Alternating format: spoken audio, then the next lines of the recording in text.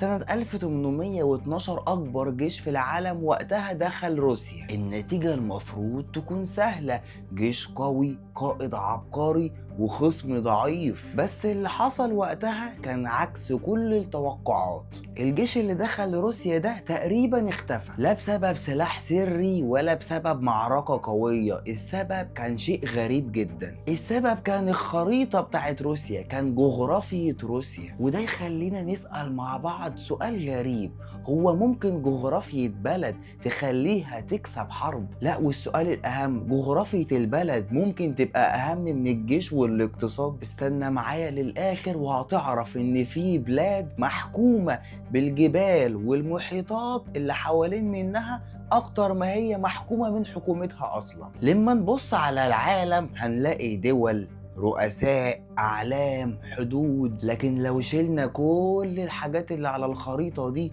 وفضلنا بالبوصلة والخريطة بس، هنبدأ نشوف حاجات ما كناش شايفينها، وهنشوف الحقيقة. هنشوف خريطة العالم ودول العالم بشكل مختلف، وهنا هنشوف حقيقة اللعبة. لعبة اسمها فخ الجغرافيا. فخ الجغرافيا ده اللي بسببه اتدمرت امبراطوريات. فخ الجغرافيا ده اللي لحد دلوقتي بيشكل السياسة العالمية وبيقوم حروب. خلينا اسألك سؤال، تفتكر ليه روسيا على مدار التاريخ مهووسة ان هي تتمدد وتتوسع؟ ليه روسيا مش بتكتفي بالاراضي اللي عندها وعلى طول عايزة زيادة؟ ما هو اصلا روسيا جغرافيا اكبر دولة في العالم، ليه عايزة تاني؟ وهنا بقى هقولك الاجابة والمفاجأة، صحيح فعلا ان روسيا جغرافيا اكبر دولة مساحة في العالم، لكن الحقيقة روسيا عندها مشكلة قاتلة. معظم اراضي روسيا مسطحة ومفتوحة،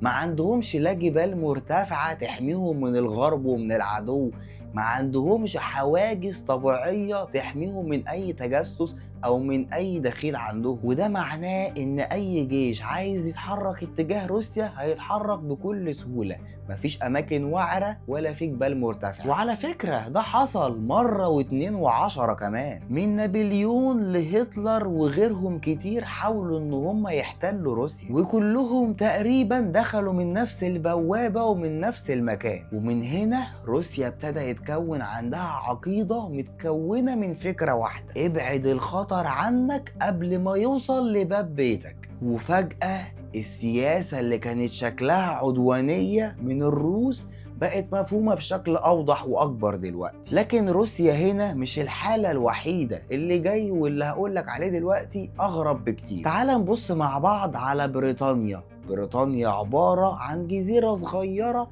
مساحتها أصغر من دول تانية كتير، ومع ذلك بريطانيا في يوم من الأيام كانت بتحكم تقريبا أكتر من ربع العالم. طب إزاي ده حصل؟ تفتكر يعني كانوا أذكى من كل العالم أو أغنى من كل العالم أو أقوى من كل العالم؟ الحقيقة أبسط وأخطر.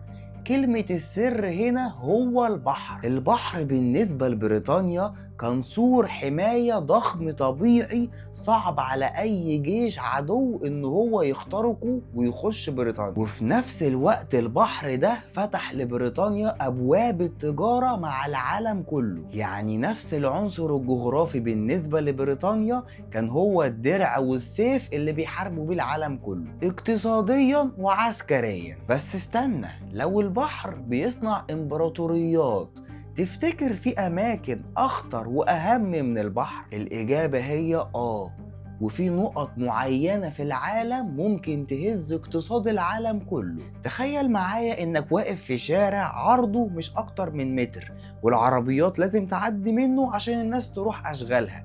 لو قفلت الشارع ده الدنيا هتتعطل ولا الدنيا هتمشي؟ الإجابة الدنيا هتقف وتتعطل. وده بالظبط اللي بيحصل في المضايق البحرية، أماكن صغيرة جدا بس العالم كله متعلق بيها وعايز يعدي منها. من مضيق هرمز لباب المندب لمضيق مالقا، أماكن شكلها على الخريطة عادي جدا، بس لما بتتقفل اقتصاد العالم كله بيتهز والأسعار بتتضرب في 10 مرات. وفجأة بنكتشف إن ممر مائي صغير جدا ممكن يبقى أهم من دول كتير قوي عشان الاقتصاد العالمي. طيب تعالوا مع بعض نطلع فوق قوي، تعالوا نروح للجبال. تفتكر ليه أفغانستان مثلا كانت كابوس لكل الإمبراطوريات تقريبا؟ الإنجليز دخلوا واتعذبوا هناك، السوفييت دخلوا واتعذبوا هناك، حتى الامريكان دخلوا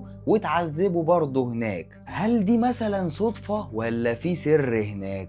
السر في التضاريس بتاعة أفغانستان. الجبال هناك مش مجرد منظر خلاب وجميل، دي حصون طبيعية عملاقة. كل وادي في الجبال عبارة عن كمين، كل مرتفع في الجبال عبارة عن نقطة تمركز ونقطة مراقبة، كل ممر في الجبال عبارة عن فخ. وهنا التكنولوجيا الحديثة والجيوش القوية بتلاقي نفسها حرفيا بتحارب صخور متكونة بقالها ملايين السنين. وهنا يجي السؤال المهم والخطير جدا، لو الجغرافيا فعلا مهمة وقوية للدرجة دي، يبقى هل البشر مجرد ضحايا للخريطة؟ هل الخرايط دي أمر واقع علينا؟ الحقيقة لأ، لكن برضه في نفس الوقت مش أيوة، لأن الجغرافيا مش بتجبرك على قرارات معينة، لكن الجغرافيا بتحطك جوه صندوق محكوم وتقولك اتحرك براحتك وخد القرارات اللي انت عاوزها، بس جوه الصندوق ده ما تخرجش بره الصندوق بتاعك. الصين مثلا عندها عدد سواحل كبيرة وطويلة جدا، عندهم عدد سكان ضخم جدا، الأكبر في العالم، وممرات مائية حيوية جدا، وممرات تجارية حيوية جدا. وده اللي خلق للصين هاجس مختلف، وهو حماية خطوط التجارة، لأن المصنع اللي بينتج للعالم كله لازم يضمن إن بضاعته تطلع في سلام وأمان وتوصل في سلام وأمان. وهنا نبدأ نفهم مع بعض ليه بعض الدول بتبني أساطيل بحرية كبيرة جدا، وليه دول تانية بتركز ان يبقى عندها جيش بري ضخم وقوي جدا. كل دولة بتكون جيشها حسب احتياجها الجغرافيا. وهنا تبدأ المفاجأة الحقيقية، احنا طول الوقت بنفتكر ان القادة هم اللي بيصنعوا التاريخ، لكن احيانا القادة نفسهم بيتحركوا جوه مربع مبني من ملايين السنين قبل ما يتولدوا اصلا. مسرح اسمه الجغرافيا، الجبل موجود والنهر موجود والمضيق موجود والصحراء كمان موجودة، والسياسي اللي هيجي النهاردة والسياسي اللي هيجي بعد 100 سنة هيلاقي نفسه بيتعامل مع نفس الواقع ونفس الحدود الجغرافية. وده يخلينا نرجع لسؤال مهم جدا، هو مين فعلا اللي بيحكم العالم؟ الرؤساء ولا الجيوش ولا الاقتصاد؟ الإجابة الصادمة إن كتير من القرارات اللي بنعتبرها سياسيا هي في الحقيقة قرارات جغرافية، لأن الدول اللي عندها جبال هتتصرف بشكل، والدول اللي عندها أراضي واسعة مفتوحة هتتصرف بشكل مختلف، والدول اللي بتسيطر على مضيق وممر مائي بحري هتتصرف بشكل تاني خالص. وفي الآخر أخطر قوة على الأرض مش الدولة الأقوى ولا الجيش الأقوى ولا الاقتصاد الأقوى، أخطر قوة على الأرض هي الجغرافيا الأقوى والأفضل. الجيش ممكن يضعف، الاقتصاد ممكن ينهار، لكن الجبل هيفضل جبل، والنهر هيفضل نهر، والمضيق والممر المائي هيفضلوا في مكانهم زي ما هم. وعلشان كده انت ممكن تقرأ اخبار العالم كل يوم، لكن لو ما فهمتش الجغرافيا بشكل صح هتفضل شايف الاحداث ومش فاهم السبب الحقيقي ورا الأحداث دي. اكتب لنا دلوقتي في التعليقات، لو كنت هتختار قوة واحدة لدولة هتختار لها اقتصاد قوي ولا جيش قوي ولا موقع جغرافي مميز؟ لو الفيديو ده عجبك ما تنساش تعمل لايك للفيديو واشتراك في القناة عشان تشوف كل جديد. سلام.